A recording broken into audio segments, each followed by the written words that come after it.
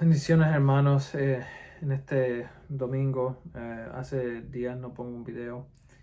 He estado analizando mucho las escrituras y nada, nuestro deseo, mi deseo, es que todos podamos crecer en el conocimiento del Señor Jesucristo, así como su venida se acerca. De la misma manera que las pasiones de este mundo van pasando y podemos entender que cuando conocemos al Señor Jesucristo, entendemos que no hay nada que traiga valor a nuestras vidas sino el conocerlo a Él. Y yo creo que el apóstol Pablo, creo que en 1 Corintios dice que nuestra meta tiene que ser conocerlo a Él, que lo único que quiero conocer es al Señor Jesucristo, porque es el único que da vida eterna. Todo lo demás, cuando nuestra vida no está centrada en Él, eh, se puede despedazar. Entonces tenemos que nuestros pensamientos y nuestra meta sean el amarlo a Él por encima de todas las cosas. Entonces cuando leemos el Evangelio de Juan, vemos los capítulos pasados, en el 8 y 9, voy a saltar un poco aquí, pero en el capítulo 8 y 9, les invito a que lo lean, son muy buenos, toda la palabra es buena. Pero hablan, los fariseos estaban constantemente tratando de, ah, de desacreditarlo, y no solamente desacreditarlo, sino que también estaban tratando de matarlo físicamente. Y cuando vemos, esto es una perspectiva bíblica de que cuando nosotros seguimos la palabra, cuando seguimos y tratamos de ser como Jesucristo, muy probablemente nos encontremos con las mismas situaciones. ¿Por qué? Porque el mundo, el diablo y la carne están en contra de Cristo. Entonces, cuando tratamos de imitarlo en todo, vamos a tener las mismas aflicciones que él tuvo. Entonces, y por un lado, una de las armas del diablo es la religión organizada también. Cuando los fariseos estaban buscándolo constantemente, los fariseos no venían de Dios y ellos conocían la palabra. O sea, los fariseos, cuando vemos la historia de los fariseos, ellos empezaron bien, pero cuando cuando se institucionalizó, eh, empezaron a salir muchas cosas malas. Empezaron el orgullo, el de conocimiento, el orgullo de seguir las, uh, las costumbres humanas que realmente no fueron establecidas por el Señor. Y empezaron las posiciones religiosas que también iban conjunto con las posiciones sociales también en dinero y todo eso. Empezaron a perseguir a Jesucristo, porque Jesucristo no es, el Señor Jesucristo lo que busca es por la gloria de su Padre. Él lo que quiere es glorificar a su Padre. No quiere glorificar al ser humano, no quiere traer gloria a lo que no es de Él. Entonces, cuando el Señor Jesucristo vino aquí, es para enseñarnos cómo vivir para la gloria del Padre. Entonces la pregunta en el día de hoy, en esta lección, va a ser qué tipo de seguidores nosotros somos. ¿Qué es lo que buscamos? ¿Qué es lo que anhela nuestro corazón? Y mi meta es orando y buscando al Señor. Entonces, buscándolo a Él es realmente yo quiero estar con Él, yo quiero conocerlo a Él de acuerdo a sus escrituras, o quiero conocer al Cristo de mi imaginación. Porque si estamos cometiendo eso, estamos haciendo eso, estamos creando una imagen de Cristo que no es la verdadera, y estamos creando a sí mismo un ídolo. Entonces, cuando viene el Señor Jesucristo en Juan capítulo 10, dice, de cierto os digo, el que no entra por la puerta en el redil de las ovejas, sino que sube por la otra puerta, ese es ladrón y salteador. Entonces, cuando vemos el redil de las ovejas, podemos poner en perspectiva desde hoy, como un corral de ovejas donde se quedaban las ovejas. Entonces ella tiene una puerta que entraba y salían. Entonces el pastor era el que controlaba esa puerta, quién entraba, quién se quedaba afuera. Entonces yo tengo un poquito de, de experiencia con lo que es ganado y trabajar con ovejas y cabras y todo eso. Entonces cuando tú quieres algunas ovejas que son más débiles, tú las quieres tener el medio ambiente, ellas los quieres controlar un poco más. ¿Para qué? Para que engorden o se pongan o estén más saludables por un lado, porque necesitan, o las ovejas más jovencitas que no tienen experiencia afuera en el campo, tú las quieres tener restringidas en cierto momento. Pero aquí cuando Cristo está hablando del reino. Entonces se compara, Él es el pastor, entonces nosotros somos las ovejas y el corral es el reino de los cielos. Entonces, el que no entra por la puerta, Jesús dijo que Él es el camino, la verdad y la vida. Nadie viene al Padre sino es por Él. Y aquellos que están entrando o que quieren entrar en el reino de los cielos por algún otro método o por algún otro motivo, son considerados ladrones y salteadores. El que quiere entrar al reino de los cielos por sus propios méritos, el Señor Jesucristo lo ve como un ladrón.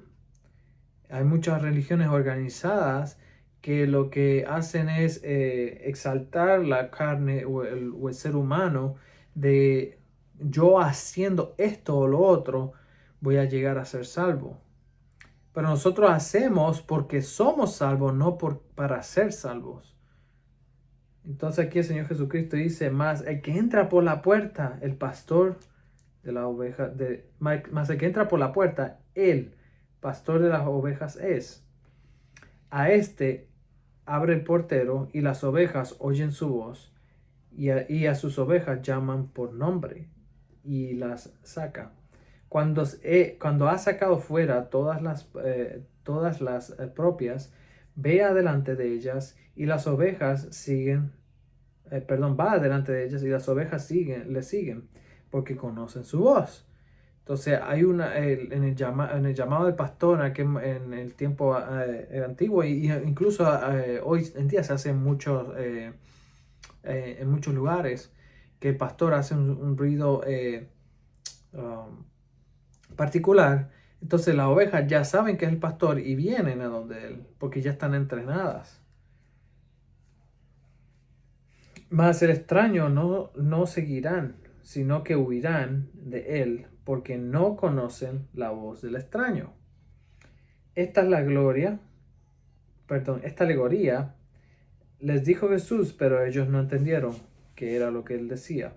Volvió Jesús pues a decirle, de cierto os digo, que yo soy la puerta de las ovejas.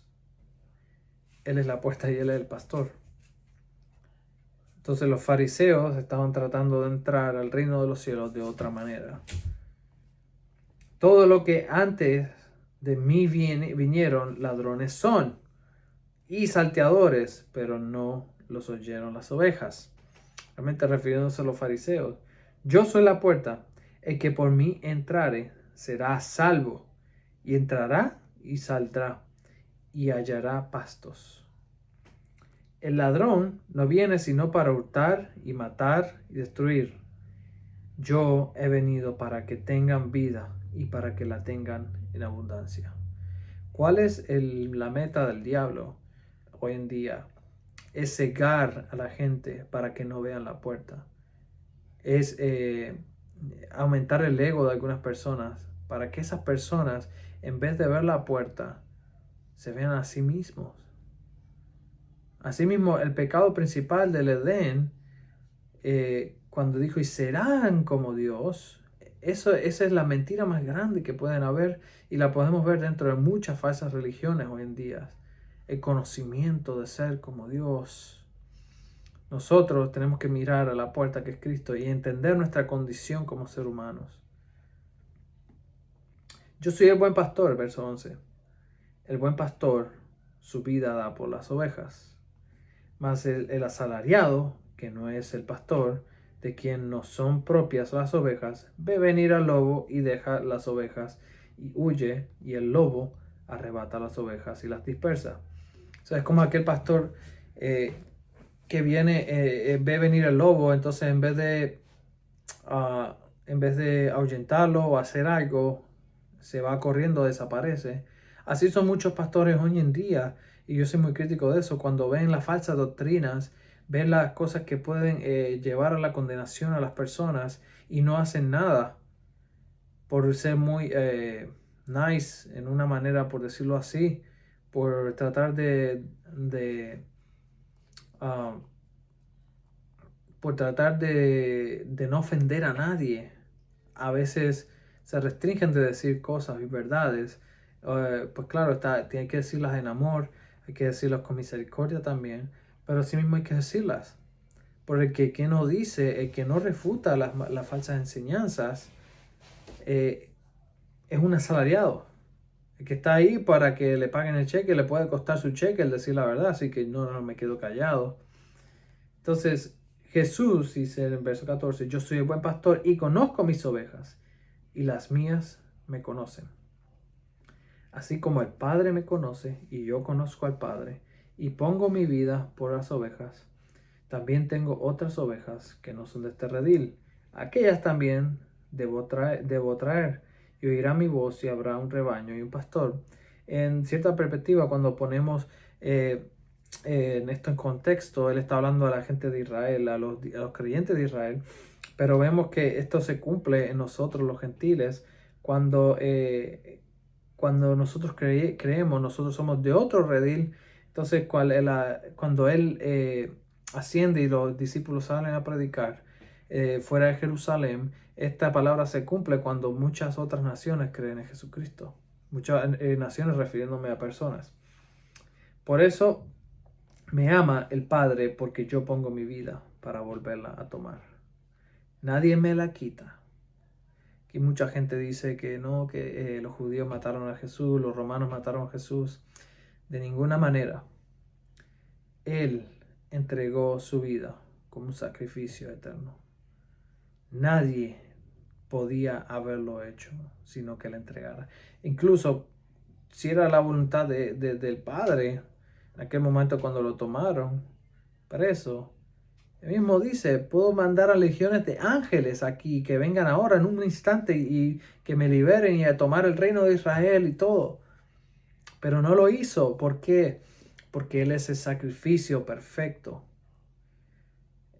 Él tenía que morir por nuestros pecados, el justo por nosotros los injustos. Y eso es muy importante que lo entendamos, porque esa es la justificación. Y a Él así muriendo por nosotros, Él tuvo que entregarse. O sea, nadie se la quitó, sino que la puso. Y tengo poder para ponerla. Y Él tuvo el poder, la decisión. Padre, y él oraba, Padre, si es tu voluntad, pasa de mí esta copa, pero que no se haga mi voluntad, sino tu voluntad. En ese momento en el Getsemaní, cuando estaba orando, él estaba pensando en ti y en mí. Y tengo poder para volverla a tomar. Este mandamiento recibí de mi Padre. Volvió a haber disensión entre los judíos por estas palabras. Los judíos, cuando habla de los judíos, se refiere al establecimiento religioso. Muchos de ellos decían, demonio tiene y está fuera de sí. ¿Por qué le oís?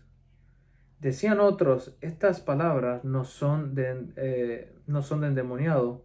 ¿Puede acaso el demonio abrir los ojos de los ciegos? Cuando estaba viendo en el capítulo, creo que es 8, él hace un ciego que vea. Entonces dice, pero él está endemoniado, pero puede hacer estos milagros. Y se celebrase en Jerusalén la fiesta de la dedicación. Era invierno.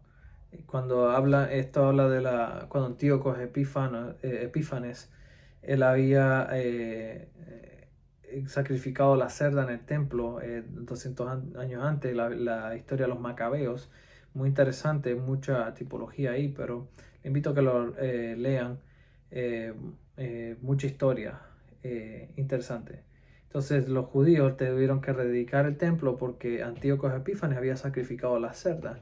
Entonces en este día es lo que se celebra Hanukkah en diciembre, que es para más o menos este tiempo. este tiempo, perdón. Y Jesús andaba en el templo por los pórticos de Salomón, y le rodearon los judíos y le dijeron: ¿hasta cuándo no turbarás el alma? Si tú eres el Cristo, dínoslos abiertamente. Jesús le respondió: os lo he dicho, y no creen. Las obras que yo hago en mi nombre, mi Padre, ellas dan testimonio. Pero vosotros no creéis, porque no sois de mis ovejas. Como os he dicho, mis ovejas oyen mi voz, y yo las conozco, y me siguen. Y yo les doy vida eterna, y no perecerán jamás, ni nadie os arrebatará de mi mano. Mi Padre, que me las dio, es mayor que todos, y nada ni nadie las puede arrebatar de mi mano, de la mano de mi Padre. Muy importante esta doctrina, salvo siempre salvo. Yo no soy, no creo en esa doctrina. Sí, no digo que aquellos que crean no sean creyentes, pero es muy importante lo que yo entiendo de esta doctrina. La palabra que usa aquí es arpazo, o sea, nadie me las puede arrebatar de mi mano, él refiriéndose, Jesús, de la mano de mi Padre. Y esto habla en carácter de Jesús. Nadie nos puede arrebatar de su mano, nadie nos puede tomar en contra de nuestra voluntad, de la mano de él. Pero la pregunta que yo le hago para mis hermanos calvinistas en este texto es, ¿esto habla del carácter del pastor o de la oveja, o habla del carácter del enemigo? Y para mi entender, habla del carácter del pastor. Él nunca nos va a rechazar.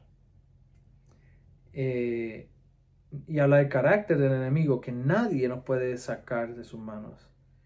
Y yo entiendo que no habla del carácter de la oveja. Y si la oveja saca la mirada del pastor, hablando de la oveja de nosotros, hay una oportunidad de deslizarse en la fe. Eso es lo que yo entiendo. Y nada, amo a mis hermanos calvinistas y todo, pero difiero en este punto.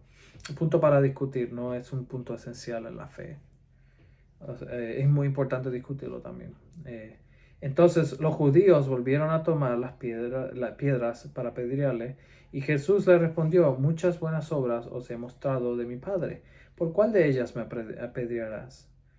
Y le respondieron los judíos, diciendo: por buena obra no te apedreamos, sino por la blasfemia, porque tú, siendo hombre, te haces Dios. Jesús le respondió: no está escrito en vuestra ley, yo dije dioses sos. Entonces Jesús está hablando, usando el Salmo 82, en cual dice: vosotros sois dioses, usando la escritura, un tecnicismo que usa él. Pero lo que se refiere ahí no es que nosotros somos pequeños dioses, con lo que usa la teología de la prosperidad. Lo que se refiere ahí con nosotros Dios, que tenemos el poder de gobernar en esta tierra. Cuando vamos y entendemos el Salmo 82, pero aquí Cristo no está diciendo eso. O sea, Cristo lo que está diciendo, tú estás diciendo que eres Dios. Entonces él está usando el mismo tecnicismo que ellos usan para refutarlos. Entonces, si llamó dioses a aquellos a quienes vino a la palabra de Dios, y las escrituras no pueden ser quebrantadas, al que el Padre santificó y envió al mundo, vosotros decís: tú blasfemas porque dije, hijo de Dios soy. Si no hago las obras de mi Padre, no me creéis. Mas si las hago, aunque no me creáis a mí, creed las obras, para que conozcáis y creáis al Padre, que el Padre está en mí y yo en el Padre. Procuraron otra vez aprenderle, pero él escapó de sus manos y se fue de nuevo al otro lado de Jordán, y luego donde primero habían estado bautizados Juan, y se quedó allí. Y muchos venían a él, decían: Juan, a la verdad, ninguna señal hizo, pero todo lo que Juan dijo de este era verdad. Muchos en él creyeron allí. Entonces, creo que la enseñanza de este pasaje, este capítulo, es creer en el Hijo de Dios por quien Él dice que es y porque lo que las Escrituras dicen anteriormente de Él, lo que estaba escrito, lo que estaba profetizado en la Tanaj, en lo que es el Antiguo Testamento que nosotros tenemos, estaba profetizado quién es. Él es el cumplimiento de las Escrituras. Y históricamente es el Cristo, nadie puede refutarlo siendo sinceramente sincero con lo que es la historia. Y realmente alguien que está sano de su mente no va a decir que es Dios. O podemos decir que si alguien dice que es Dios estaba loco, pero no va, si un loco no va a hacer las obras que él hizo, entonces tenemos que concluir que él era quien decía que es el Hijo de Dios. Y en este tiempo, en lo que es las Navidades, que reflexionemos en eso, que las Navidades no sean el comercialismo que hay, o el que otras distracciones que puedan haber, sino que reflexionemos que estas Navidades nuestro corazón esté rendido al Hijo de Dios, Jesucristo. Nada, espero que les sea de bendición esto. Hasta la próxima.